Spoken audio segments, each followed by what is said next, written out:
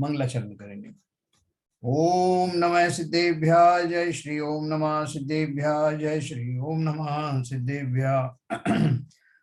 मंगलम भगवान वीरो मंगलम गौतमो गणी मंगलम कुंद कुंदाद्यो जैनधर्मोस्तु मंगलम सर्व मंगल मांगल्यम सर्व कल्याण कारकम प्रधानम सर्वधर्माणां जैनम जयतु शासनम जैनम जयतु शासनम जैनम जयतु शासनम। ज्ञानोदम ग्रंथ हम पढ़ रहे हैं जिसमें ध्यान का वर्णन हमारा जारी है और मतलब ध्यान का संक्षिप्त स्वरूप तो हम पहले पढ़ चुके हैं। अभी ध्यान का जो विशद वर्णन हमारा चल रहा है उसमें हमने मुख्य रूप से मुनियों के लेवल का, मुनियों की अपेक्षा से ध्यान का क्या स्वरूप है। तो इसमें हमें भ्रमित नहीं होना। हम कोई सोचे कि ये मुनियों की बात हमें क्यों बताई जा रही है, क्योंकि हमको ही मुनि बनना है। मुनि आरिकाएं आदि जो कुछ भी है वो हमको ही बनना है। और मुनि के लिए जो श्रेष्ठ धर्म है, जितना ऊंचाई, जितना लेवल जो है मुनियों के ध्यान की आती है, उसका अगर हमने किंचित पोर्शन भी हमारे जीवन में आया, जो श्राव कोचित है वो भी बीच बीच में चर्चा आएगी, हमारा काम हो जाएगा। तो इसलिए हमें तो उत्कृष्टता की जो है ध्यान रखना है। जो हमारी अल्टीमेट, जो हमारी मंजिल है, वहां तक पे रहने वाले जो मुनि है, हम जब उस लेवल के मुनि बने, क्योंकि बिना उस लेवल के मुनि बने मोक्ष होता नहीं सभी जीवों को। तो इसलिए हमें उसकी गहराइयों का अभी अपने अंदर में समावेश करना पड़ेगा, अपने संस्कारों में डालना पड़ेगा, जिससे वो हमारा श्रद्धा का विषय, हमारा लक्ष्य बन जाए कि मैं ऐसा ध्यान कब करूंगा। तो उस ध्यान को प्राप्त करने के लिए मुनि बनने के बाद में भी क्या क्या कमियां रह सकती हैं, उनका अपन वर्णन कर रहे हैं। तो मुनि बन गए पहले अपन को, सबसे पहले इसलिए उन्होंने इनडायरेक्टली क्या हमको शिक्षा दी कि सबसे पहले तो मैं गृहस्थ अवस्था में ध्यान नहीं हो सकता, इस बात को अंडरलाइन किया। तो क्यों अंडरलाइन किया कि बहुत सारे लोग इसी बात से संतुष्ट हो जाते हैं कि कोई बात नहीं है, अगर जो है गृहस्थ अवस्था में ही ध्यान हो सकता है तो मुनि क्यों बना जाए या श्रावक क्यों बना जाए। तो उसका उन्होंने निराकरण किया कि 3 काल में ऐसा संभव नहीं है कि गृहस्थ दशा में वो उत्कृष्ट जाति का ध्यान हो जाए। फिर उन्होंने बताया कि भाई गृहस्थ दशा में भी अब जो से उससे निकल करके कोई मुनि बन जाए, लेकिन मुनि कैसा वाला बना है जो दूसरे दर्शन वाला साधु बन गया, तो उसको भी नहीं होगा। फिर उन्होंने बोला नहीं साहब, जैन कुल में ही जन्म लिया हो, जैन धर्मावलंबी हो और फिर वो मुनि बन जाए, तो उन्होंने बोला अगर वो मिथ्या दृष्टि है तो भी उसको नहीं होगा ध्यान। फिर बोला कि साहब वो मिथ्या दृष्टि पूरी तरह तो नहीं है, काफी कुछ उसने आचरण पालन किए हैं, लेकिन कुछ कुछ अभी दूषण विद्यमान है। तो दूषण की चर्चा चल रही है कि वो कौन कौन से दूषण हैं जिनके होते हुए उस मुनि को भी, जो द्रव्य लिंग से तो मुनि वेश धारण कर लिया है, जैसा हमारे यहाँ स्वरूप बताया वैसे नग्न दिगंबर बन गया और पीछी कमंडल हाथ में ले लिया, लेकिन उनकी आंतरिक जो भाव है उनकी चर्चा अपन कर रहे हैं। जिसमें अपन ने अभी तक जो पढ़ा उसमें पढ़ा कि मायाचारी नहीं हो, उनको परिग्रह का के प्रति आसक्ति के या बहुमान के भाव ना हो कि जितना ज्यादा परिग्रह होगा उतना मैं ऊंचा मुनि कहलाऊंगा, ऐसा ना हो। असंयमी और धैर्य से रहित ना हो। फिर जिन्हें कीर्ति, प्रतिष्ठा और अभिमान में जो आसक्ति ना हो कि मैं बड़ा मुनि हूँ, मेरे पास ज्यादा लोग आए तो मेरे ज्यादा लोग आएंगे तो मैं कंपेयर करता हूँ, उनके पास कम जाते हैं मेरे पास ज्यादा आते हैं तो मैं बड़ा मुनि हो गया। ऐसा कीर्ति प्रतिष्ठा का लालसी लोलुपी, उसको भी ध्यान नहीं होता। फिर अपन ने पढ़ा था कि बहुत सारे मुनि ऐसा कहते हैं कि इस काल में ध्यान होता नहीं, पंचम काल है ना, काल दोष है, होता नहीं। तो उनकी भी उन्होंने निराकरण किया है कि ऐसा नहीं है। इस पंचम काल में धर्म ध्यान तो है ही, सम्यक दर्शन पूर्वक होने वाला धर्म ध्यान, और साथ में गुणस्थान में रहने वाला शुद्धोपयोग रूपी ध्यान आज भी विद्यमान है। तो इसलिए अगर पीछे से नहीं सद रहा है, वो ऐसा कह दे कि नहीं साहब वो आजकल होता ही नहीं है, तो वो गलत है। फिर अपन ने ये भी पढ़ा कि जो तत्वों में संदेह रखते हैं उनको भी ध्यान नहीं हो सकता। तत्वों का अर्थ क्या है?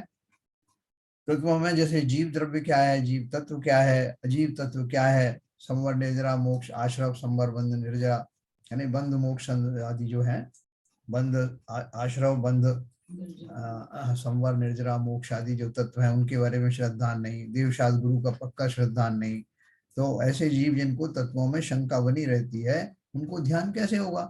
क्योंकि जिसका ध्यान करने जा रहे हैं वो इन 7 तत्वों में ही सबसे पहला तत्व है जीव तत्व। तो जब उसके बारे में क्लैरिटी नहीं होगी तो अपन ध्यान किसका करेंगे? इसलिए ऐसे जीवों को जिनको तत्वों में संदेह है वो ध्यान करने के पात्र ही नहीं है। फिर अपन ने पढ़ा कि बहुत सारे ऐसे मुनि होते हैं जो कि नास्तिक लोग होते हैं, जो कहते हैं साहब किसने देखा संसार में, आपने देखा क्या भगवान को, आपने देखा क्या सर्वज्ञ को, किसको पता है कौन स्वर्ग जा रहा है कौन मोक्ष जा रहा है, ये सब कपोल कल्पित बातें हैं।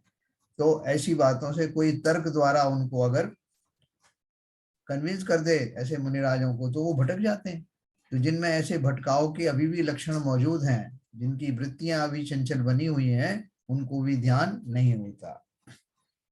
फिर अपन ने पढ़ा कि जो 5 कंदर्पी भावनाएं हैं उनसे वो अगर सहित है तो भी उसको ध्यान नहीं होता। 5 कौन सी अपन ने भावना पढ़ी थी? कंदर्पी भाव, जो वास्तव में जो हमारे राग आदि है ना, राग द्वेष आदि जो हमारे अंदर चलते हैं, उन्हीं को उन्होंने थोड़ा बारीकी से उनको तोड़ तोड़ कर उसी का वर्णन किया है। जैसे 5 भावनाएं कौन सी थी मैं भी आपको शेयर करूंगा, उसके बाद माध्यम से आपको बताऊंगा।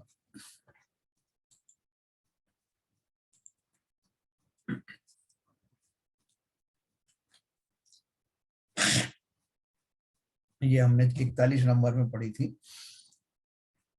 कांदर्पी यानी कामचेष्टा, कैलविशी यानी क्लेश कारिणी, अभियोग की यानी युद्ध भावना, आसुरी यानी सर्वभक्षणी और सम्मोहनी यानी कुटुंब मोहनी। इस प्रकार ये 5 भावनाएं पाप रूप हैं, सो पांचों ही त्यागने योग्य हैं। जो हमारी कषाएं हैं उनके फलस्वरूप ये सब होती हैं।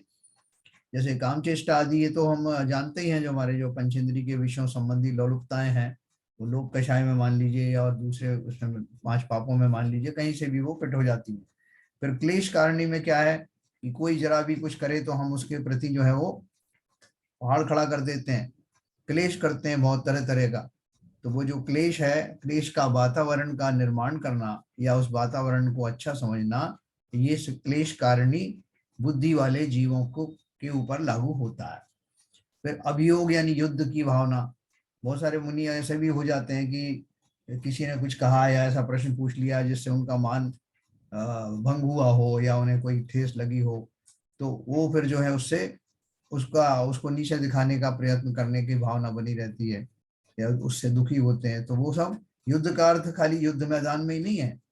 जब हम किसी व्यक्ति के प्रति द्वेष करते हैं, उसे नीचा दिखाने का भाव करते हैं, उसके प्रति ईर्ष्या रखते हैं, उसकी चुगली आदि करते हैं, तो ये सब भी एक तरह का युद्ध ही है, अघोषित युद्ध है।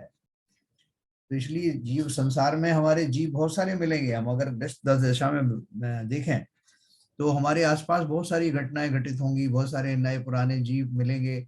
समय समय पर जो है उनके माध्यम से हमें कभी आघात भी लग सकता है, वो हमारी प्रशंसा भी कर सकते हैं। तो इन सब परिस्थितियों के बीच में किसी से बदला लेने की भावना रखना, उन्हें नीचा आदि दिखाने की भाव रखना, ये सब जो भावना युद्ध भावना के अंतर्गत ही आता है।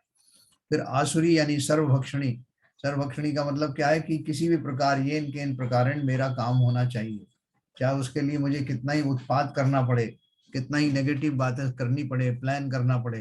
तो इस तरह का जो, जैसे वो असुर कुमार होते हैं ना नरक में, जो जब देखते हैं कि नारकियों में थोड़ी मारकाट कम हो रही है, उनको अपनी याद नहीं आ रही कि इसने मेरे साथ क्या किया था, तो वो याद दिलाते हैं, तो याद दिला के उन्हें फिर से उस तीव्र लड़ाई में झोंक देते हैं। तो ऐसी आसुरी शक्ति वाले आज भी हैं।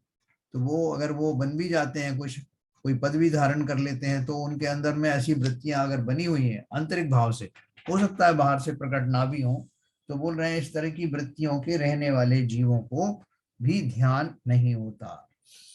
फिर कुटुंब मोहनी सम्मोहनी, जिसमें अपन ने पढ़ा ना कि जो सब कुटुंबी जन मेरे वश में हो, सब आसपास के जीव मेरे वश में हो, मैं जैसा सोचूं कहूँ वो उसमें पूरी तरह से वो मेरी बात को माने। इस तरह के जो सम्मोहन शक्ति वाले जो संत आदि हैं, उन सबको भी ये ध्यान जिसकी अपन चर्चा कर रहे हैं वो ध्यान होता नहीं, मोक्ष में ले जाने वाला ध्यान। इस प्रकार ये 5 भावनाएं पाप रूप हैं, सो पांचों ही त्यागने योग्य है। सीधे सीधे अपन 5 पाप है ना, हिंसा, झूठ, चोरी, कुशील और परिग्रह, उसमें ये सब समाहित हो जाती हैं। ये उसका और थोड़ा बारीक रूप दिखाया एक एक भाव का। तो इसमें अगर हम 5 पापों का भली प्रकार स्वरूप समझें तो उसमें ये सब समाहित हो जाते हैं। तो मुनि बनने से पहले ही हम श्रावक बनते हैं। श्रावक बनने में ही इवन ग्रस्त दशा से ही हमारे पापों का त्याग होता है। 5 पाप का त्याग करना, सप्त व्यसन का त्याग करना, ये सब तो हमें प्रारंभ में ही अष्टमूल गुण में ही सिखाया जाता है। श्रावक के 8 मूल गुण होते हैं ना, जो 3 मकार, मांस, मदिरा और मधु का त्याग, और रात्रि भोजन का त्याग, अनशने जल का त्याग, ये सब तो अपन शिकार व्यसन आदि जो और दूसरे जो 7 व्यसन हैं, पर नारी, वैश्य, रमन, और ये जो 3 मकार मैंने आपको बता दिए, शिकार खेलना, ये सब जो चीजें हैं, ये सब सप्त व्यसन और 5 पाप, इनका त्याग करना जब हम अपने लेवल पर ले आते हैं तो हम इसकी क्वालिफाई हो जाते हैं। वो पूरा मन वचन काय से उनका त्याग करना, ऊपर ऊपर से नहीं। तो जब इनका त्याग करते हैं तो हम 5 पापों को छोड़ करके और ये अष्टमूल गुण का धारण जब हम करते हैं तो श्रावक की श्रेणी में आने की हमारे मार्ग प्रशस्त हो जाता है। उसके बाद आगे के हम जो अनुव्रत आदि धारण करते हैं, प्रतिमाएं धारण होती हैं, तो हम धीरे धीरे करके जगन्य श्रावक, फिर उसके बाद मध्यम श्रावक और फिर उत्कृष्ट श्रावक यानी अलग क्षुल्लक आदि वो सब बन जाते हैं। तो ये सब इनका एक क्रम पड़ता है, लेकिन वो क्रम इसलिए हम यहाँ पे बताया जा रहा है कि गृहस्थ अवस्था में से तो सब निकलते ही है, गृहस्थ अवस्था से मुनि अवस्था तक जाने के बीच में ये सारे माइलस्टोन आते हैं। इनको धीरे धीरे करके समझ करके और आगे बढ़ना। हम भले ही इस पर्याय में मुनि ना भी बन पाए, लेकिन अनुव्रतधारी तो अवश्य बनना है। हम अनुव्रतधारी भी कहाँ हैं? जब अनुव्रत तो तब धारी होंगे जब सम्यक दर्शन होगा, और सम्यक दर्शन धारण करने के लिए भी जो बेसिक योग्यताएं हैं, सदाचार आदि हैं, वही हमारे अंदर में प्रविष्ट नहीं किया तो हम कितनी दूर हैं अभी, और समय हमारे पास बहुत कम है। हम सोचते चले आते हैं कि तो समय ही समय है हमारे पास, यह समय है नहीं कि अपन सोचते हैं कि साहब अभी तो धीरे धीरे अभी हम सुनना शुरू किया है, अभी तो गृहस्थ के बारे में सुन रहे हैं, फिर जो है श्रावक के बारे में सुनेंगे, फिर सोचेंगे कि क्या करना है। इतना समय नहीं है। इसलिए जितनी जल्दी से जल्दी हमको, आचार्यों ने हमारी जो गृहस्थ अवस्था को पहले ही हे बता दिया कि भैया अगर तुम्हें मुक्ति मार्ग पर जाना है तो जल्दी से यहाँ से निकल करके, भले ही हम जो है अभी फिजिकली मुनि नहीं बन पा रहे हैं, लेकिन अनुव्रत धारण करके 11वीं प्रतिमा तक तो हम श्रावक ही रहेंगे ना, उतना तो कर लो। जैसा 11 प्रतिमा भी नहीं बनती है हमसे, क्योंकि सम्यक दर्शन की आवश्यकता है। तो सम्यक दर्शन की आवश्यकता को पूरा करने के लिए जो आवश्यकताएं होती हैं वो तो तैयारी करो ना। सम्यक दर्शन भी आपको बाजार में तो मिलेगा नहीं, तो उसके लिए क्या करना पड़ेगा? जो हमारे बेसिक सदाचार हैं, मिनिमम एलिजिबिलिटी क्या है कि मैं अपने आसपास में रहने वाले जीवों के प्रति कैसा व्यवहार कर रहा हूँ, मेरी क्या इमेज बन रही है, मैं अपनी इमेज के बारे में खुद जानता हूँ। इस परिवार में, समाज में, देश में मेरी इमेज क्या है, लोग मुझे किस दृष्टि से देखते हैं, और मैं अपनी दृष्टि में क्या हूँ। इतना ही हम अगर खोज करेंगे तो अवश्य ही हमारी ये गृहस्थ दशा में बहुत सुधार होगा। बेसिक सदाचार, लोगों से कैसे बात करूं, कैसे उनके साथ में आचरण करूं, कैसे एक दूसरे की मदद करूं। ना कल वो बहन जी ने वो लिया था, एक जनरल टॉपिक लिया था, तो उसमें उन्होंने थोड़ा सा, बस में अपन बैठे थे, कुछ कुछ मुझे भी सुनाई पड़ा, तो बहुत अच्छा उन्होंने टॉपिक लिया था। उन्होंने बोला था कि जब अपन पूजन करते हैं तो ये अभिषेक आदि करते हैं तो हम स्वयं अकेले ही करते हैं, और हमारा भाव ये रहता है कि इन तेन प्रकार मेरा हो जाए, सब कुछ मेरा ठीक से अभिषेक हो जाए, मेरा ठीक से जो है शांति धारा हो जाए या पूजन हो जाए, दूसरे जीवों के को मैं कैसा व्यवधान बन रहा हूँ इसकी चिंता किए बिना तो वो हमारी पूजन आदि सब अधूरी है। इसके विपरीत उन्होंने बोला कि अगर मैं किसी कोई पूजन नहीं कर पा रहा है, कोई अभिषेक में किसी को दिक्कत आ रही, कोई विधान करने खड़ा है, उसको वो क्रियाएं नहीं मालूम पड़ रही हैं या वो विधि विधान नहीं मिल रहा है, तो अगर मैं अपनी पूजन से को छोड़ करके भी उसकी मदद करता हूँ तो वो जो कृतकारित अनुमोदना वाला है ना, वो तीनों का मुझे लाभ मिलता है, क्योंकि भाव तो मेरे पूजन के बने ही हुए हैं, तो मेरा तो काम पूजन का हो ही गया स्वयं का। अब साथ में वो जो कर रहा है उसकी अनुमोदना करना, उससे करवाना, वो कृत कारित में आता है। स्वयं भी किया, स्वयं भाव लेके ही आया था, उससे करवाया, उसकी करने वाली की अनुमोदना की, उसकी मदद की, तो तीनों चीजें एक साथ घटित हो गई। बहुत सुंदर उन्होंने बात बताई थी कि हम जो है, हमारा जो उद्देश्य होता है मात्र अपने तक ही सीमित रखते हैं। जोर से चौकी चौकी खींच देना, उठाकर दूसरे लोग कितने डिस्टर्ब हो रहे हो, इधर से उधर करना, बीच में खड़े हो जाना, जोर जोर से अपने ढोक देना और वो चिल्लाना, ये सारी चीजें जो हमारे सदाचार के खिलाफ हैं। कि हम उस मोक्ष मार्ग में जा रहे हैं तो अत्यंत शालीनता के साथ में दूसरों को सहयोग देते हुए उस मार्ग पर जाने की जिनकी चाहत है, वही उत्तम श्रावक बनते हैं। ये बहुत ध्यान रखना, खाली मंदिर जाने से और ये क्रिया कर देने से कोई श्रावक नहीं बन जाता, या गृहस्थ सदगृहस्थ नहीं बन जाता। जब हम सम्यक दर्शन की बात करते हैं तो ये सब बेसिक चीजें हैं। एक दूसरे का सहयोग करना, एक दूसरे की, देखो अभी कल लोग मंदिर के दर्शन करने गए, एक दूसरे के लिए कितना लोगों ने किया, करते ही हैं। इतना ध्यान रखना है कि उसने खाया कि नहीं, उसने पिया कि नहीं, उसको कोई तकलीफ तो नहीं है, दौड़ दौड़ के वो लड़के कर रहे हैं। ये सब उत्तम लक्षण है। ये हमें मौके मिलते हैं इस तरह के, तो वहां जरूर अपना स्वयं की परीक्षा करना कि मेरे अंदर ये सेवा आदि के भाव आए कि नहीं आए, क्योंकि मुझे सम्यक दर्शन प्राप्त करना है, जिसकी ये बेसिक चीज है। तो चलो, अपन ने ये 5 भावनाएं पढ़ी, पाप की भावनाएं। उसके बाद अगला पढ़ते हैं 42। मार्जारसित प्रायं येषां वृत्तं त्रपाकरं तेषां स्वप्नेऽपि सद्ययान् सिद्धिर्निवोपजायते। जिस मुनि का चारित्र बिलाव के कहे हुए उपाख्यान कहानी के समान लज्जाजनक है, उसके समीचीन ध्यान की सिद्धि स्वप्न में भी नहीं हो सकती। देखो, उन्होंने सारे एंगल इसमें लिए हैं आचार्य ने, कि इसमें से कोई भी ऐसा एंगल है जो हमने बताया नहीं, वो छूट ना जाए। तो इस भाव से उन्होंने सारे एंगल बताया। वो कैसा बता रहे हैं? जिस मुनि का चारित्र बिलाव के कहे हुए समान लज्जाजनक है। कैसा बिलाव के समान? बिलाव का उपाख्यान लोक प्रसिद्ध है कि एक बिलाव मूषकों से यानी चूहों से कहा करता था कि मैंने तीर्थ में जाकर मूषक मारने व खाने का त्याग कर दिया है। तुम अब हमारे पास आते हुए कदापि शंका ना करो। उनसे कहा चूहों से कि अब डरो मत, हमने एक तीर्थ में गए थे, वहां नियम ले लिया है कि हमने चूहों को भक्षण करना छोड़ दिया है, तो निशंक होकर मेरे पास आ जाएगा। जब मूषक निशंक होकर बिलाव के पास आने लगे, तब बिलाव ने क्रम क्रम से सब मूषकों को खा डाला। इसी प्रकार जो पुरुष पहले तो मुनि दीक्षा के लेकर प्रतिज्ञाएं ग्रहण कर लें और फिर भ्रष्ट हो जावें, उनके ध्यान की सिद्धि का निषेध है।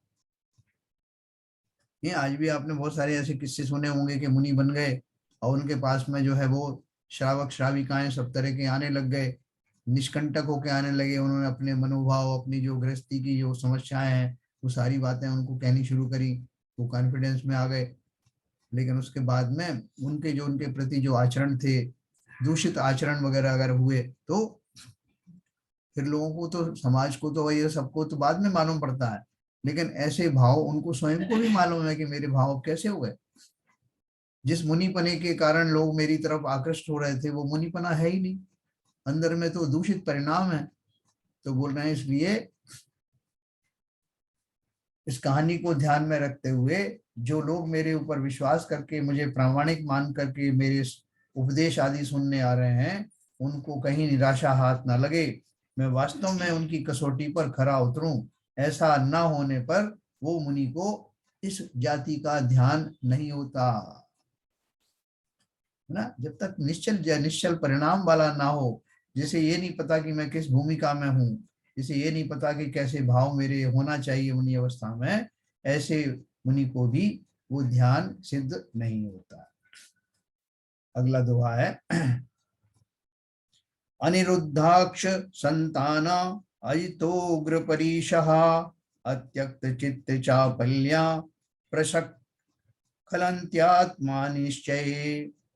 जिन्होंने इंद्रियों के विषय भोगने की प्रवृत्ति को नहीं रोका, उग्र परिशय नहीं जीती और मन की चपलता नहीं छोड़ी, वे मुनि आत्मा के निश्चय से च्युत हो जाते हैं। भावार्थ है, जिनके इंद्रिय वश में नहीं है और परिचय आने पर जो डिग जाते हैं, चिग जाते हैं यानी डिग जाते हैं, वह जिनका मन चंचल है, उनको आत्मा का निश्चय व ध्यान की स्थिरता नहीं रहती। क्या बोला उन्होंने? जिन्होंने इंद्रियों के विषय भोगने की प्रवृत्ति को नहीं रोका। ये है सब बारीक बारीक डिफरेंस है इनमें थोड़े बहुत जो ऊपर अपन ने पढ़ा और इसमें, लेकिन ये सारी चीजें, क्योंकि आचार्य कुछ भी छोड़ना नहीं चाहते कि हम लोग जो है बड़े चतुर है ना, तो हम उसमें से निकाल लेते हैं कि साहब वो महाराज ने जो बाकी सब तो कहा था ये थोड़ी मना किया, इसलिए वो कोई चांस नहीं लेना चाहते। उन्होंने एक एक हमारी सूक्ष्म वृत्तियों को अंडरलाइन किया। अभी क्या बोल रहे हैं? जिन्होंने इंद्रिय के विषय भोगने की प्रवृत्ति को नहीं रोका। अंदर ही अंदर भाव आ रहे हैं कि ऐसा आहार मिले, 2-3 दिन से मिला नहीं, कुछ ऐसा मिष्ठान मिले या अपना गरिष्ठ भोजन मिले तो आनंद आ जाए। अब आपको क्या पता किसी के मन की बात, उनके मन में क्या चल रहा है। तो उनसे प्रभावित हो करके, और अगर आप जो है उस तरह के भाव जो है लाते हैं, तो इसका अर्थ ये हुआ कि हमारा दूषण, मन में दूषण अभी भी बहुत भरे हुए हैं। तो जिन्होंने उन विषय भोगने की प्रवृत्ति को नहीं रोका, रोकने का अर्थ क्या है यहाँ पे? रोकने का ये अर्थ नहीं कि भाव तो आ रहे साहब ऐसा भोजन करने का, लेकिन अब जब भोजन आ जाता सामने तो मैं थोड़ा सा संयम बरतता हूँ कि वो आ गया है, आराम से खा लो, कोई दिक्कत नहीं है, ऐसी बात नहीं है। मन में उस तरह के भाव ना आने को ही इस प्रवृत्ति को रोकना कहा। रोकने का ये अर्थ नहीं कि मैं टूट ना पड़ूं, उसको ध्यान में रखूं, लेकिन मन में भाव आने दूं। मन में ऐसे भाव ही ना आए, इस प्रकार से स्वयं को संबोधे। कौन? वो साधु। दूसरा तो बात, दूसरा किसी को पता भी नहीं, और किसकी हिम्मत है कि वो आपको संबोधे? कौन श्रावक आके इतना मुनि को उपदेश देगा? तो मुनि के लेवल पर हमको ही, जब हम उस लेवल पर पहुंचे, अपना मन को उस तरह से विषय भोगों की आसक्ति से बचाने वाला, जिसे विषय भोग नहीं होंगे वो कौन होगा? वो अवश्य ही भेद विज्ञानी होने लगेगा, तभी उसको ये शरीर के प्रति होने वाला जो ममता है वो छूटेगी, और इंद्रिय के सारे विषय शरीर जनित ही है ना, तो उनसे उसका आकर्षण खत्म होने लगेगा। यहाँ जो है, जो प्रवृत्ति को नहीं रोका, टेंडेंसी की बात है ना, विषय भोगने की प्रवृत्ति। प्रवृत्ति मतलब ऐसे भाव ही ना आए। इस शरीर में ऐसा क्या है, शरीर के कौन से विषय भोगों से मुझे वास्तविक सुख मिलता है, ऐसा उनको स्वयं को संबोधन करना पड़ेगा। तो तैयारी कर लेना, अगर जब भी मैं मुनि बनूंगा तो स्वयंभू बनूंगा, ऐसा बनूंगा कि मुझे अपने पद से डिगने के लिए या मेरे डिग जाने के बाद दूसरों का आश्रय लेने की आवश्यकता ना पड़े कि लोग आकर के मुझे पुनः स्थापित करें। मैं स्वयं ही अपना चिंतन द्वारा पुनः स्थापित हो सकता हूँ। तो जिन्होंने इंद्रिय के विषय भोगने की प्रवृत्ति को नहीं रोका, उग्र परिचय नहीं जीती, ये सब परिचय में आता ना, क्षुधा परिचय है, तृषा परिचय है, या कोई मच्छर मक्खी वाली परिचय है, नग्न अवस्था को देख के कटाक्ष करने वाले लोग, वो परिचय है, बहुत दिन से नहाए नहीं, दंत धोबन नहीं किया, ये परिचय है, या गर्मी सर्दी और जो है बरसात, इनकी पीड़ा को सहना। सहना मतलब जय करना। सहना तो 2 तरह का होता है कि साहब लग तो रहा है, अब क्या करें साहब, बन गए मुनि तो सहना पड़ेगा। सहना नहीं है, परिचय जय की जाती है, परिचय सही नहीं जाती। जय मतलब उन परिस्थितियों में भी मैं समता में बना रहूं, ये परिचय जय है, जीतना। हाँ, जीतना। मन की चपलता नहीं छोड़ी, वे मुनि आत्मा के निश्चय से च्युत हो जाते हैं। मन में बहुत चंचलता भरी पड़ी है, उनके हाव भाव से मालूम पड़ जाता है।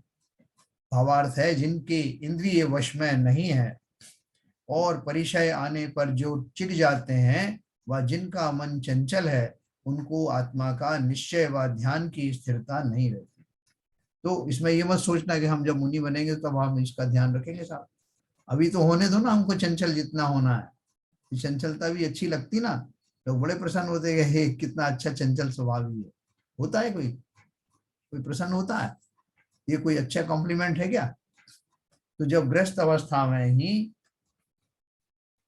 या श्रावक अवस्था में इस तरह की चंचलता शोभायमान नहीं होती, जैसे जैसे हमारी उम्र, हम परिपक्व होते जाते हैं, हमसे उम्मीद की जाती है कि हमारी चंचलताएं समाप्त हों, स्वरूप में स्थिरता आए।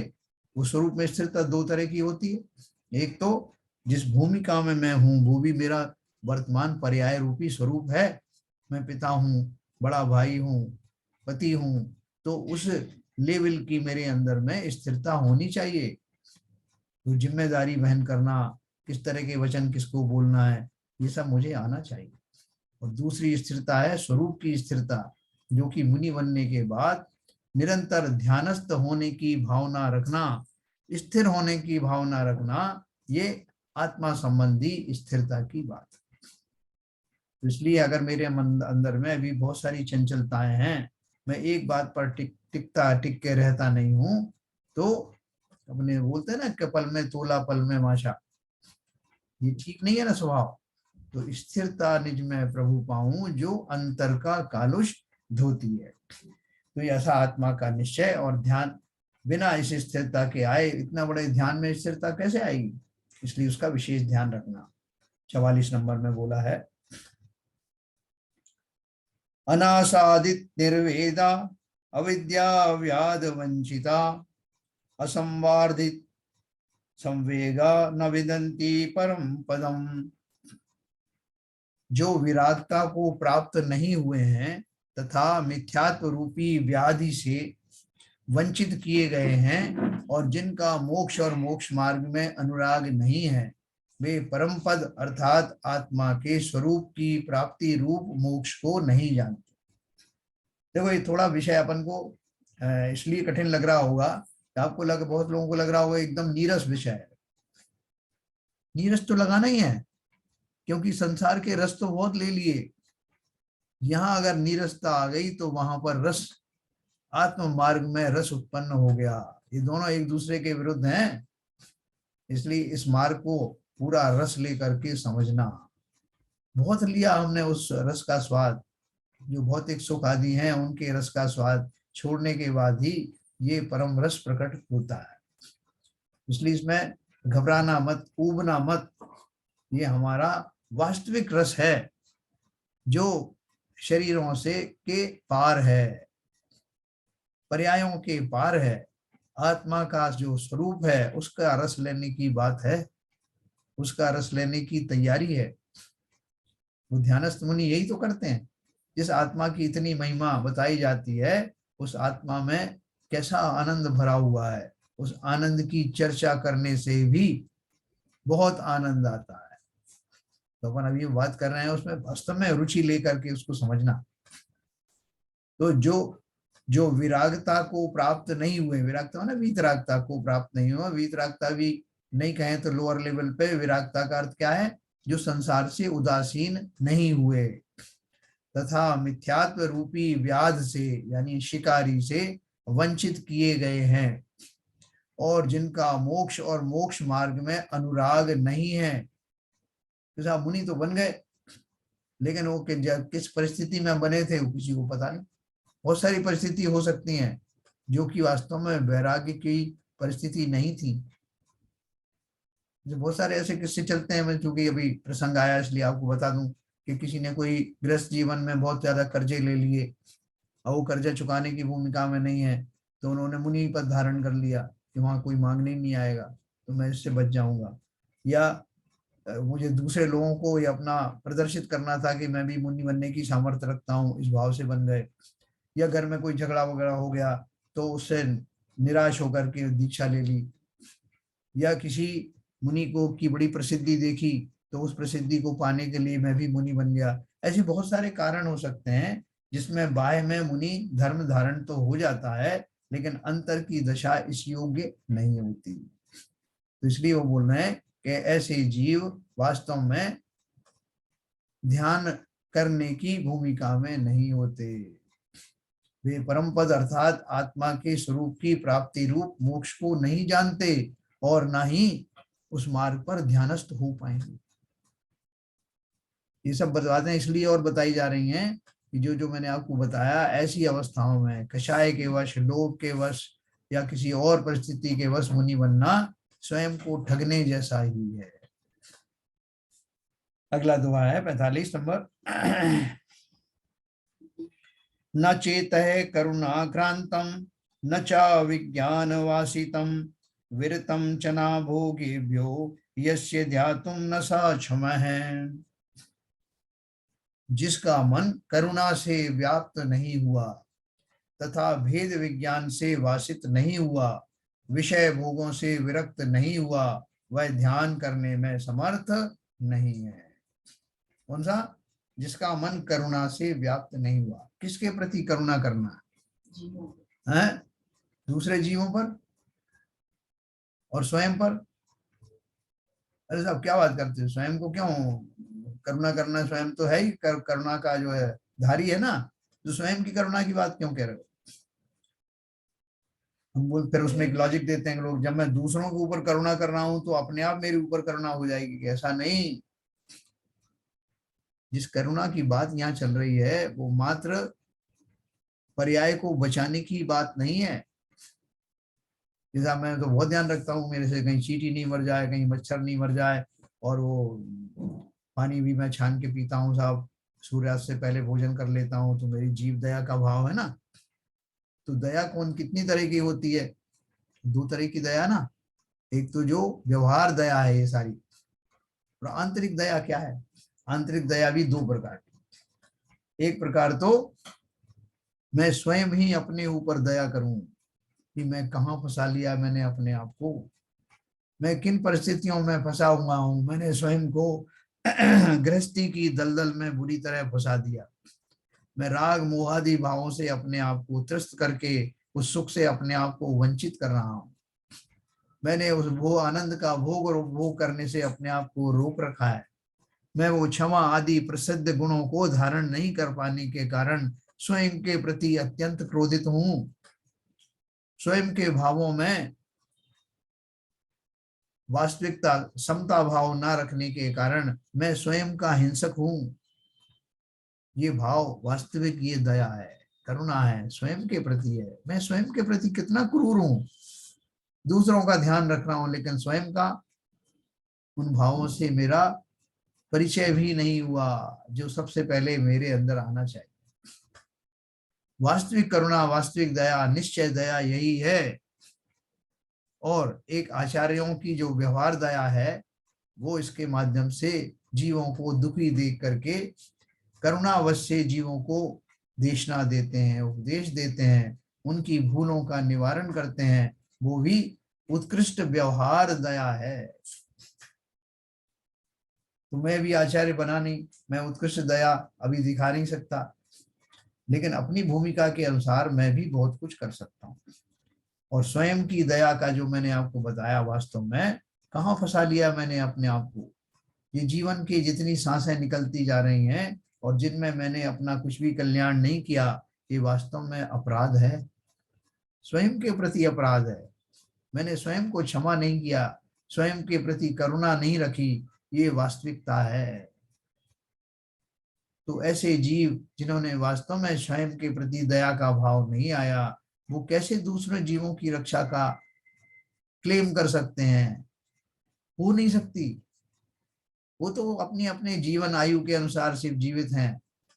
आप निमित्त बन रहे थे, आपने थोड़ा सा उसमें ध्यान रखा, उतना मात्र है। वो जीव तो वास्तव में जब ही मरेंगे जब उनकी आयु खत्म समाप्त होगी। तो वहां किसी विशेष आपकी बहादुरी नहीं है। असली बहादुरी तो तब है जब मैं स्वयं के प्रति होने वाले कुत्सित भावों के द्वारा मेरी हिंसा हो रही है, इसको भली भांति जानूं। जिन जीवों ने इसको पहचान लिया है वही वास्तव में मुनि दशा को शोभित करने वाले हैं, और वही वास्तव में इस ध्यान के पात्र हैं ना। तो ये ध्यान के अपन पात्र सुन रहे हैं। एक दो मैं आपको और सुनाऊंगा। ये हमने पढ़े, शिथिलाचारी मुनि हमने पहले पढ़ा, इनके टाइटल मैंने उसमें लिख रखे हैं। इंद्रियाधीन मुनि, जो इंद्रियों के विषयों का जो है वो उसमें फंसे हुए हैं। मोक्ष मार्ग में अनुत्साहित, ये मैंने 44 नंबर का पढ़ के आपको सुनाया था, जो विरागता को प्राप्त नहीं हुए।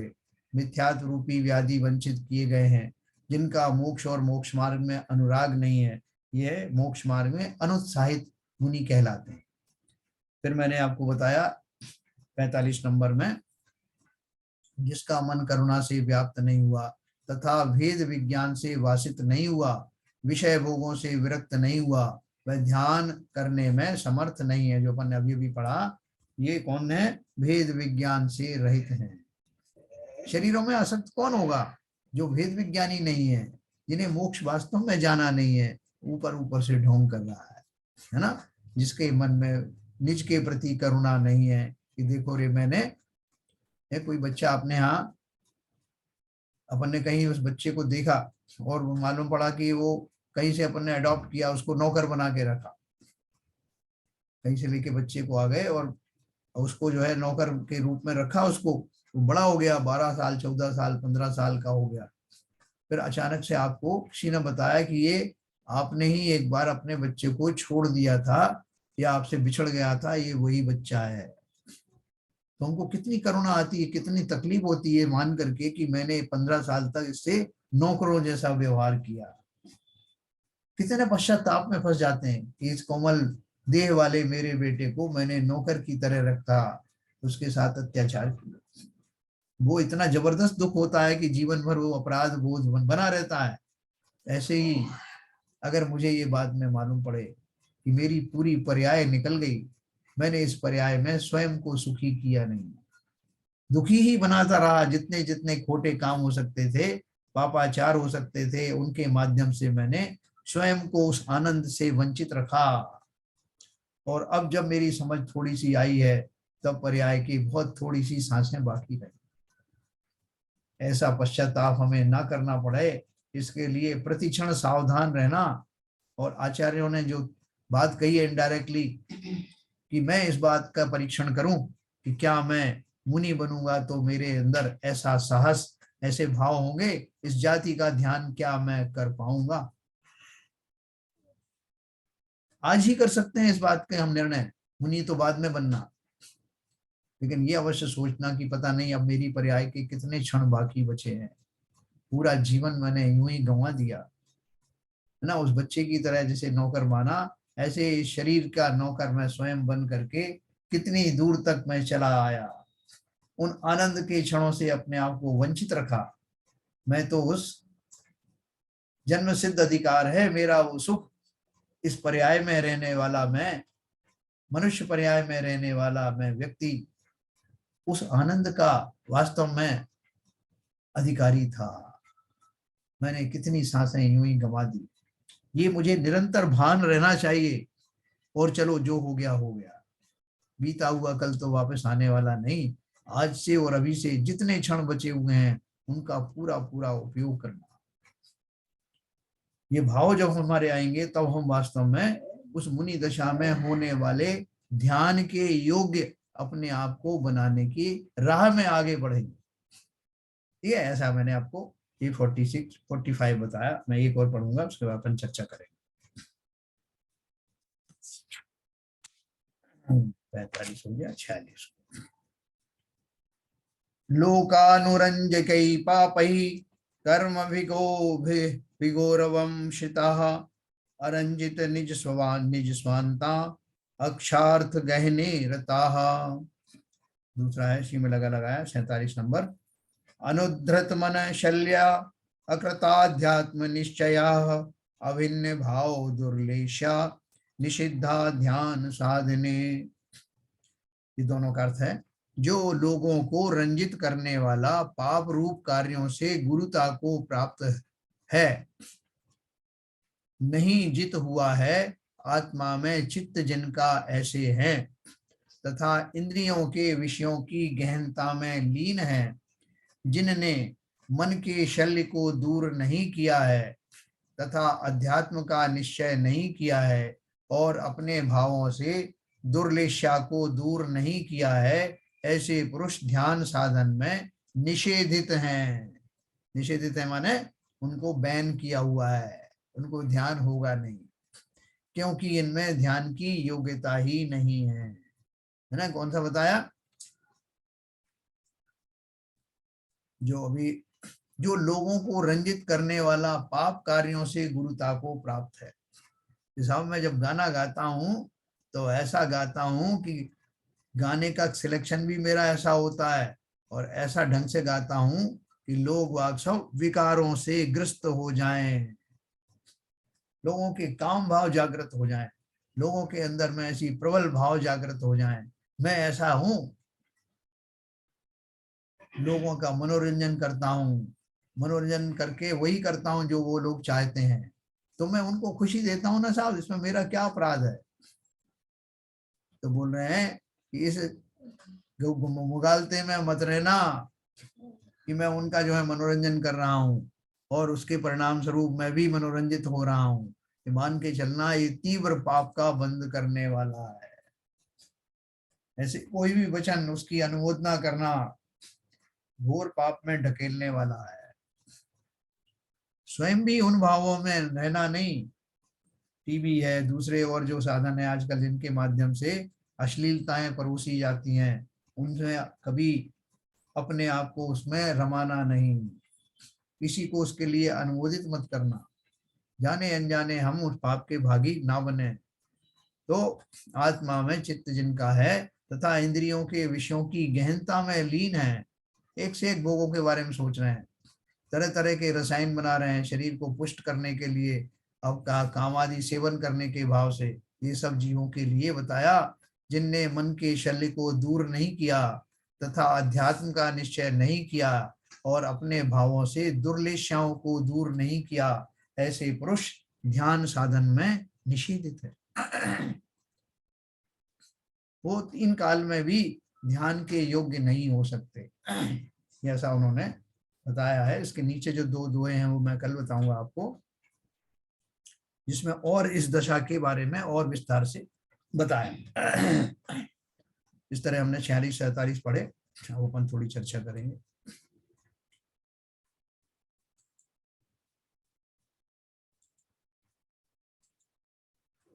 हाँ सर। हाँ जैन साहब जी। पहले तो मैं ये कहना चाहूंगा कि कल इस ध्यान की श्रृंखला में जो उद्बोधन हो रहा था जी इसी सीरीज में चलते हुए कल जो बेंजी का उद्बोधन था, हाँ हाँ बहुत ही अद्भुत था जी।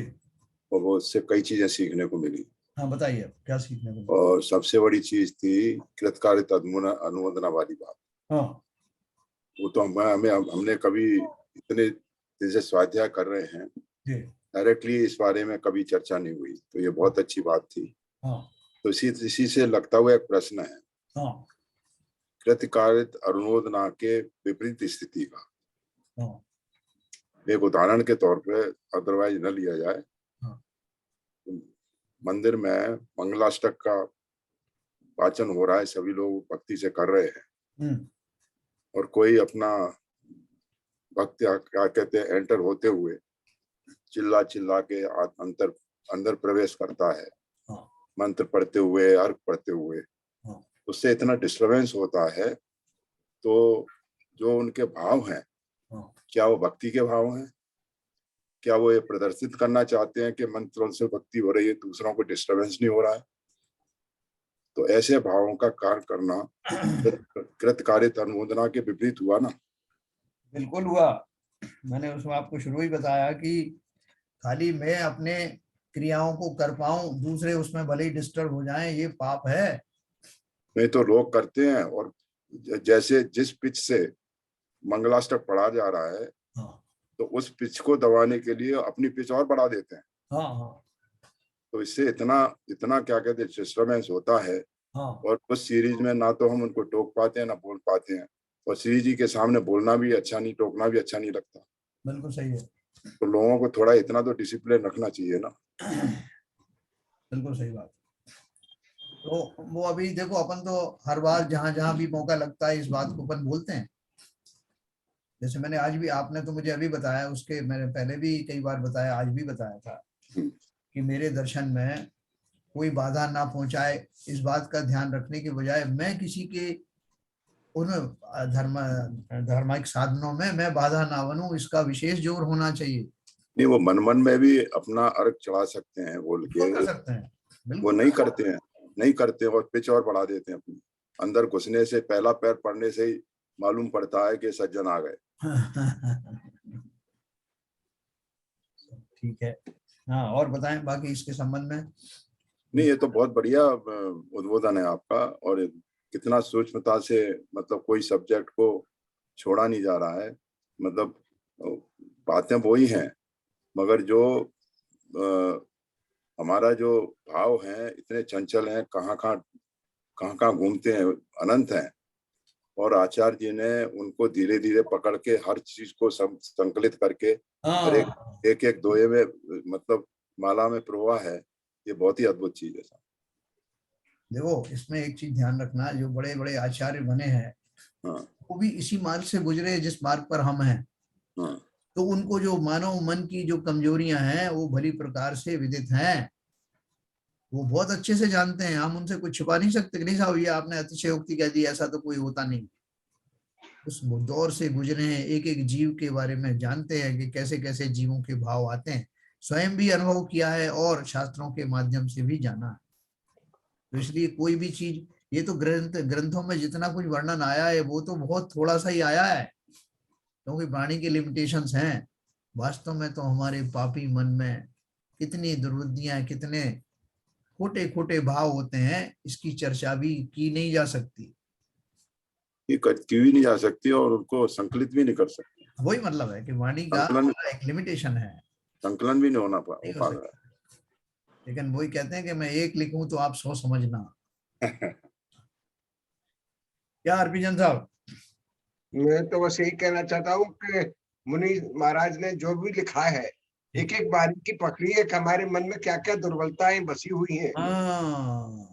इनको सुन के भी बसी हुई है कि हमारे मन में क्या चल रहा है, उनको अच्छी तरह से मालूम है, कौन सी कसाएं चल रही हैं, कितने कितने भाव चल रहे हैं, खराब खोटे भाव चल रहे हैं, खरे भाव चल रहे हैं।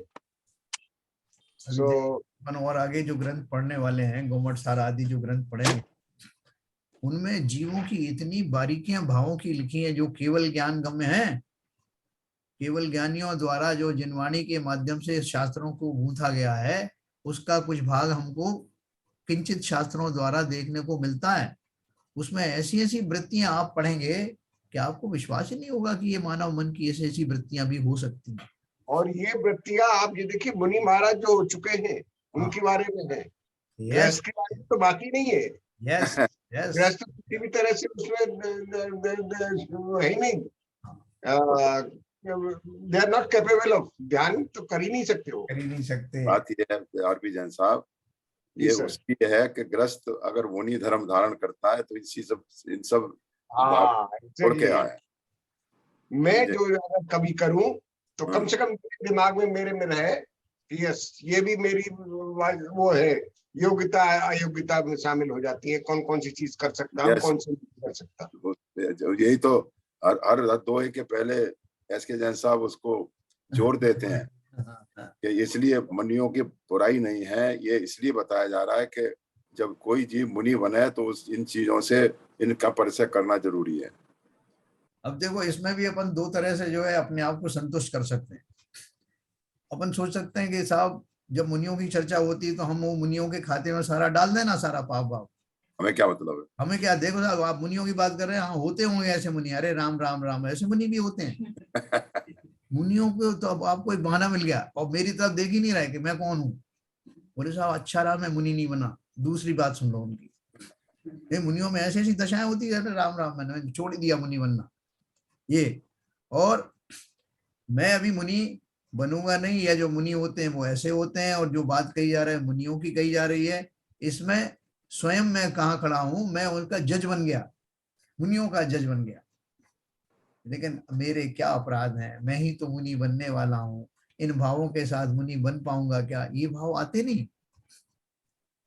वही तो, यही तो अनेकांतवाद का प्रिंसिपल है। जो है किसमें सिद्ध होती है, कहाँ में पात्र हूँ। तो मैं तो वहां तक पहुंचा नहीं, और अभी तक जितनी बार भी मुनि बना, देखो ये बात प्रमाणित हो गई कि मैं अनेकों बार मुनि तो बना, लेकिन जैसा बनना था वैसे आज तक बना नहीं। बोले ये कैसे पता आपको वैसा नहीं बना? अरे सामने आपके रिजल्ट है ना, पंचम काल में उत्पन्न हुआ हूँ, सम्यक दर्शन से रहित हूँ, तो अवश्य मैं भली प्रकार से सम्यक दर्शन के साथ मुनि पूर्व में नहीं बना, वरना मेरी ये दशा नहीं होती। सर मैं सॉरी, मैं आपको पीछे टोक रहा हूँ। हाँ, कभी कभी ऐसा लगता है कि मैं अपनी जितनी अपात्रताएं, जितनी बुराइयां हैं, सब पंचम काल में ढकेल देता हूँ। ऐसा नहीं है? हाँ, बिल्कुल काल दोष में डाल देता हूँ। मैंने करता मैं खुद नहीं, लेकिन मैं कह देता हूँ पंचम काल में। ऐसा होता नहीं। अभी देखो मैं आपको बताऊं कि आपने बहुत बढ़िया बात करी है। पंडित टोडरमल जी ने जो ग्रंथ लिखे हैं और भी जिन ग्रंथों की टीका की गोमट सार आदि में, गोमट सार में एक जगह लिखा हुआ है कि पंचम काल में जो मुनि होंगे वो वन आदि में, जंगल आदि में जाने से डरेंगे, नगरों के समीप रहने का प्रयत्न करेंगे, जबकि पूर्व काल में वो निर्विघ्न होकर के तपस्या करते थे वनों में, और वन ना हो तो कोई जैसे जो उद्यान आदि हैं उसमें। लेकिन पंचम काल में अधिकांश मुनि नगर की ओर भागेंगे, नगर में भी जहां गृहस्थों का ज्यादा निवास है वहां रहना चाहेंगे।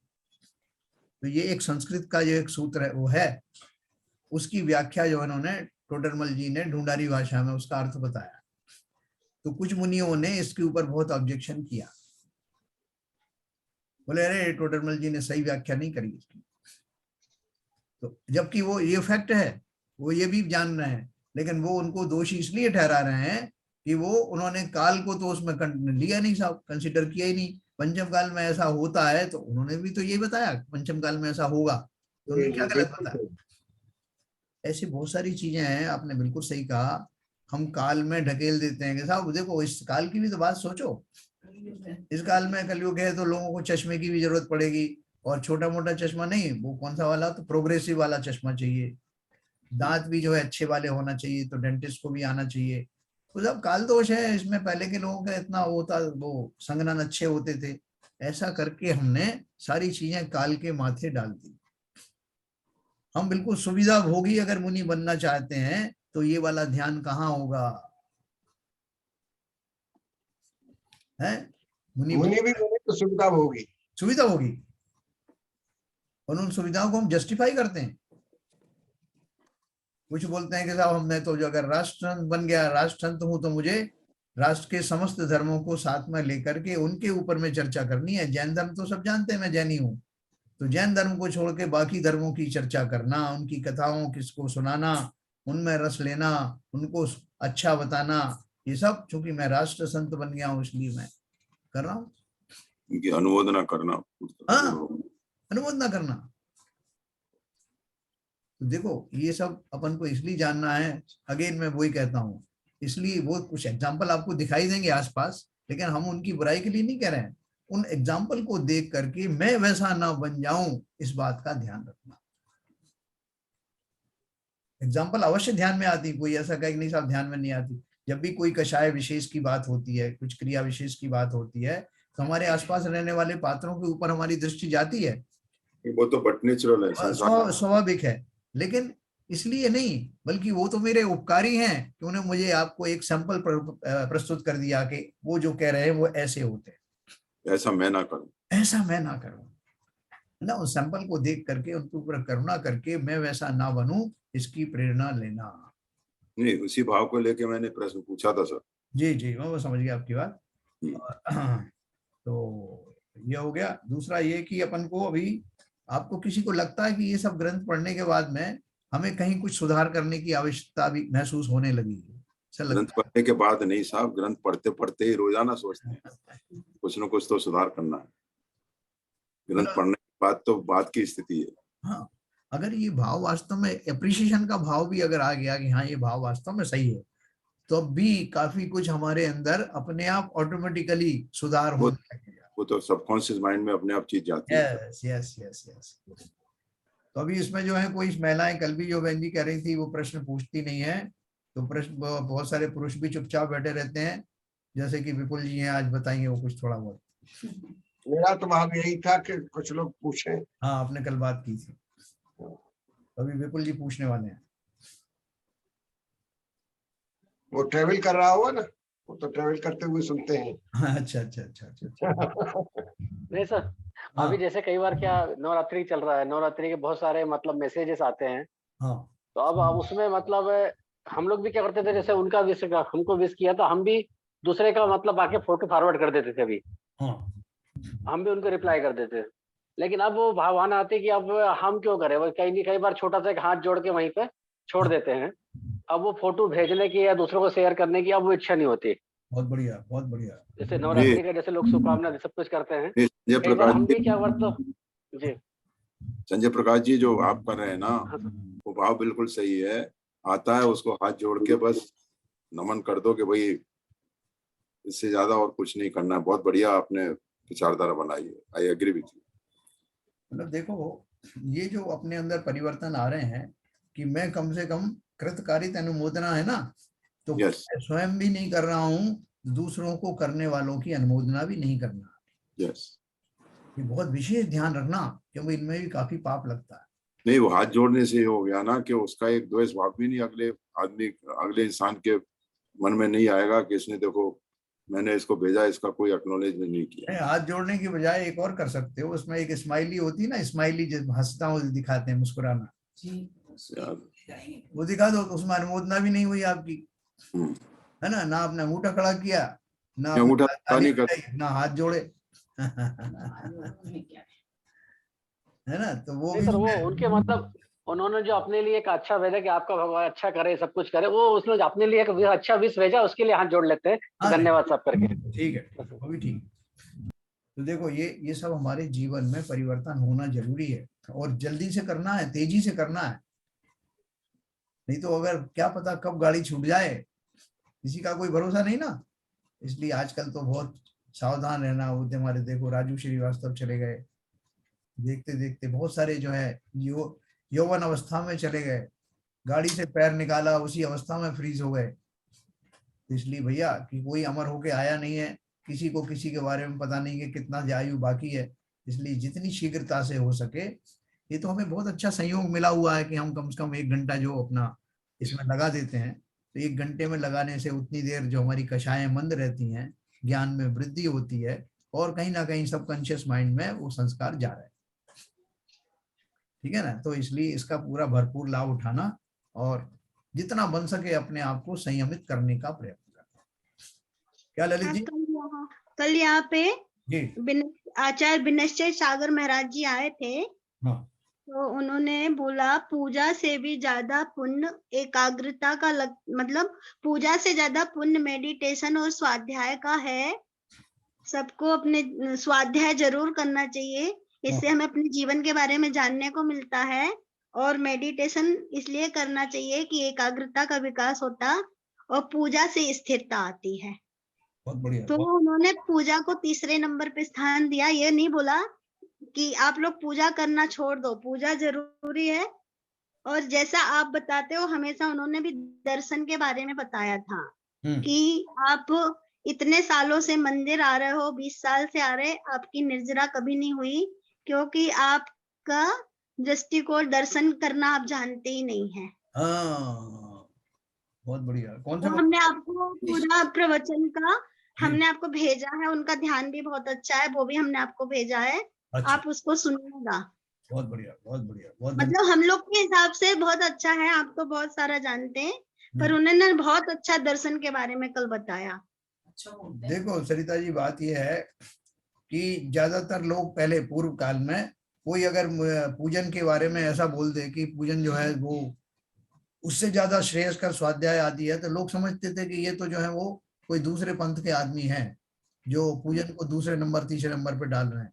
लेकिन अगर ये बहुत सुखद घटना है कि अगर मुनिराज ही इस बात का जो है वो प्रवचन करने लगे ना, कि जो क्रम से बता रहे हैं सबसे उत्कृष्ट क्या है, पुण्य कमा रहे हो एक जगह पे आपको 10,000 रुपए मिल रहे हैं, एक जगह पे 1 लाख मिल रहा है, तो आप किस तरफ जाओगे?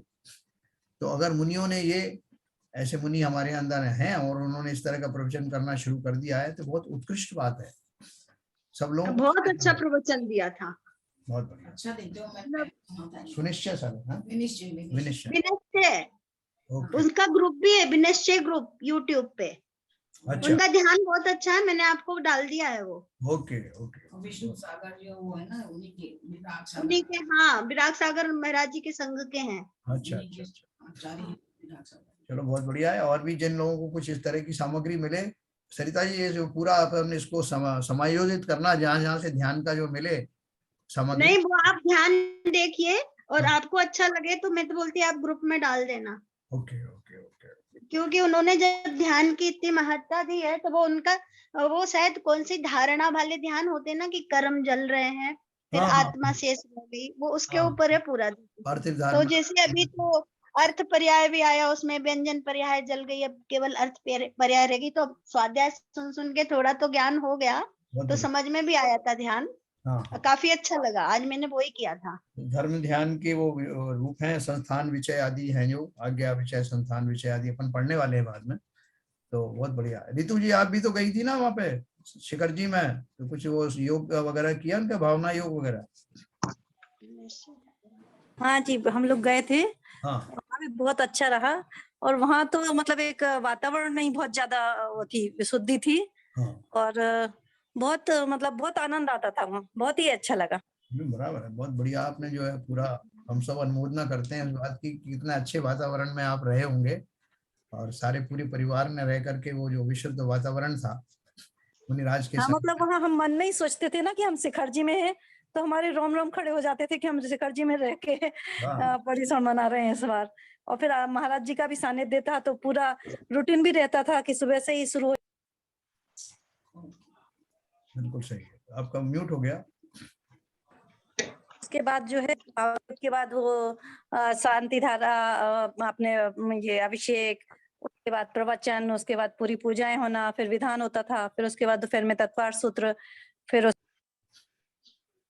बार बार म्यूट हो रहा है आपका। फिर उसके बाद तत्वार सूत्र के बाद ये क्या बोलते हैं अपना प्रतिक्रमण, सामायिक, और उसके बाद शंका समाधान और आरती से पूरा दिन निकल जाता था। बहुत बढ़िया, भरपूर लाभ लिया आपने शाश्वत हाँ। तीर्थ में जाकर के। मतलब सारे कॉम्बिनेशन इतने बढ़िया थे। शाश्वत तीर्थ मुनिराज का, वो भी उत्कृष्ट मुनिराजों का जो है आपको सानिध्य मिला, और 10 लक्षण पर्व का अवसर था, जहाँ वैसे ही वितरागता आ जाती है काफी कुछ। तो ये सब बहुत अच्छा, आपको हम सब अनुमोदना करते हैं, और अपने आप को प्रेरित करते हैं कि ऐसा मौका अपन को लगे तो जरूर इसको उपयोग करना इसका। हाँ अंकल जी, उस उधर क्या है, क्या होता है ना कि हम मंदिर में बैठे हैं, कोई आता है तो हमारा एक तरफ ध्यान जाता है कि भाई कौन आया, क्योंकि हम जानते हैं। वहाँ कितने ही लोग आ जाएं, आपका ध्यान नहीं जाएगा, क्योंकि आप जानते हो कोई भी आए, आपको कुछ अंतर नहीं पड़ता, आप नहीं जानते कौन आया है। बहुत बढ़िया, बहुत बढ़िया, बहुत बढ़िया है। और हमें किसी देश का भी कुछ वो नहीं रहता है यहाँ। देखो, इससे एक बात, एक सिद्धांत पुष्ट होता है कि अगर आप जानकार लोगों के बीच में, अपने लोगों के बीच में रहेंगे, तो आपके मोही होने की प्रबल संभावनाएं हैं। हाँ। जहाँ सारे धार्मिक भाव से आए, कहाँ से आए हुए हैं, इनमें अनुराग न होने के कारण हम वास्तव में धार्मिक मार्ग में स्थापित हो सकते हैं। ये पूरा सिद्धांत जो है इसमें चरितार्थ हुआ बिल्कुल। चलिए, बहुत बढ़िया। हम सबकी आपको अनुमोदना है, और इस तरह की प्रेरणा सबको और अपने स्वयं को, कि ऐसा कभी हमें भी अवसर मिले। ये तो आपके पुण्य कर्म का उदय था कि आपके भाव बने, और आप जाने के लिए आपने प्रोग्राम बनाया। हाँ, सही में हम लोग भी यही सोच रहे थे, जाने कौन से पुण्य कर्म का उदय था कि हम लोग मतलब सोच भी नहीं पा रहे थे कि इतनी दूर हम लोग जा पाएंगे, पर अचानक से प्रोग्राम बन गया और सब हो गया। आपका ये इतना शुभ उदय था कि ऐसी मतलब सारे निमित्त, सारे कॉम्बिनेशन मिले, जो बोलते हैं ना, हाँ, अचकाई वाली बात वो होती है। चलिए, बहुत बढ़िया है। कल कोई और भी अपना कोई एक्सपीरियंस हो तो वो शेयर करें, जहाँ जहाँ गए धार्मिक जगह, क्योंकि ये एक्सपीरियंस से भी एक दूसरे को प्रेरणा मिलती है। अंकल जी, मेरा एक वो था, जैसे हम लोग तो वहाँ गए थे तो काफी हम लोगों को पहले ही दिन, मतलब एक दिन पहले ही नियम दिला दिए थे कि आपको मतलब जैसे चटाई पे सोना है या जो भी करना है, चप्पल बहुत सारे त्याग, और कपड़े वगैरह का भी मतलब ऐसे लिमिट था, और हम तो लेके ही लिमिट में ही गए थे। तो जैसे हम लोग बोलते हैं कि भाई मुनिराजों को चीजों से आसक्ति रह जाती है जब, तो उनको ध्यान वगैरह नहीं होता है। तो हमें अभी, अब हम गृहस्थ हैं, तो अभी हम मुनिराज या आरिका बनेंगे हमें नहीं पता, लेकिन हम अपने जिस भी भूमिका में हैं उसमें हम थोड़ी थोड़ी प्रैक्टिस करना तो शुरू कर सकते हैं कि भाई हम अपनी इंद्रियों को कंट्रोल में करें, या कोई विशेष पर्व है तो भाई हम चलो हम चटाई पे सोएं, या फिर अपने आप को जो हमारी सुविधाजनक जिंदगी है उससे थोड़ा किसी एक दिन, किसी एक, हर चीज में नहीं, किसी एक चीज में अपने आप को उससे थोड़ा अलग करके उसकी प्रैक्टिस करें, तो फिर हम जो है अंत जाते तक तो थोड़ा तो हम में परिवर्तन आएगा, मतलब हम उस सुख सुविधा को थोड़ा वो कर पाएंगे। बहुत बढ़िया कही आपने, इसी का नाम तो संयम है। संयम अपने ऊपर धारण करके ये एमपी वृत्तियों पर अंकुश लगाना, यही तो आपने बात कही है इनडायरेक्टली। कल उन्होंने ये भी बताया कि ध्यान करने से एकाग्रता का विकास होगा। एकाग्रता हमारे अंदर नहीं है, इसलिए ध्यान करना चाहिए। और उन्होंने बताया ये स्वर्ग का सोपान है और मोक्ष का साधन है। बोले मोक्ष मार्ग नहीं है, मैं साधन बता रहा हूँ। उन्होंने बड़े अच्छे से जोर दिया था इस बात पे। बिल्कुल सही है। कल परसों में अपन ने भी ये बात करी थी कि ये जो एकाग्रता है, एकाग्रता लगाने से और एकाग्रता बढ़ती है। एकाग्रता करते करते ध्यान होता है, और ध्यान इस बात का शुरू में किया जाता है कि भाई एकाग्रता बनी रहे, तो ये एक दूसरे का पूरक है। ये एकाग्रता करने का अर्थ क्या है? उपयोगो जीवो लक्षणम है ना। तो उपयोग क्या है? अटेंशन। मैं अपनी अटेंशन को इधर उधर हिलने जाने ना दूं, चंचल मन को रोक करके एक स्थान पर केंद्रित करूं। वो आपने त्राटक देखा ना, त्राटक के बारे में बोलते हैं आंखों की ज्योति बढ़ाने के लिए, एक जलती हुई मोमबत्ती सामने रखो और उसकी लौ को एकाग्र होकर के देखें। एकाग्र भी कैसे कि पलकें भी ना झपकें। तो वो क्या है, तो जो प्रोसेस है उसमें एकाग्र देखने का, एक देखने का पहले तो प्रोसेस होगा, उस तरफ मैं स्थिर होऊंगा, बैठूंगा, कोशिश करूंगा, लगाऊंगा, वो एकाग्रता की ओर आने का ध्यान है। और जब एकाग्र हो जाऊंगा तो ध्यान लग जाएगा। ऐसा ही सारा पूरा प्रोसेस है। अपन इसको भली भांति समझेंगे। हमारे पास ये अनमोल रत्न यानी ये ग्रंथ हमारे सामने है, ये और बृहद द्रव्य संग्रह दोनों का मिला करके मैं आपको जितना मेरा सामर्थ्य होगा पूरा ध्यान के बारे में अपन चर्चा करें। तो चलिए, समय हो गया जिनवाणी स्तुति।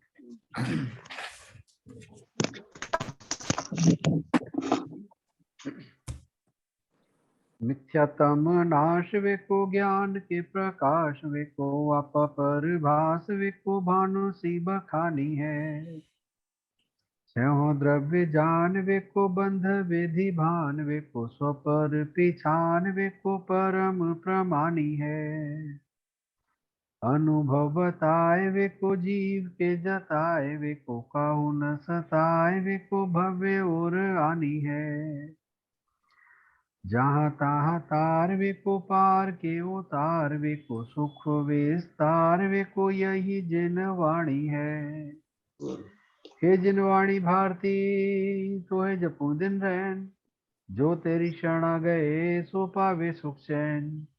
जिनवाणी के ज्ञान से सूझे लोकालो, सो वाणी मस्तक धरो सदा देते हैं धो, सदा देते हैं धो। जिनवाणी माता की जय। नमोकार।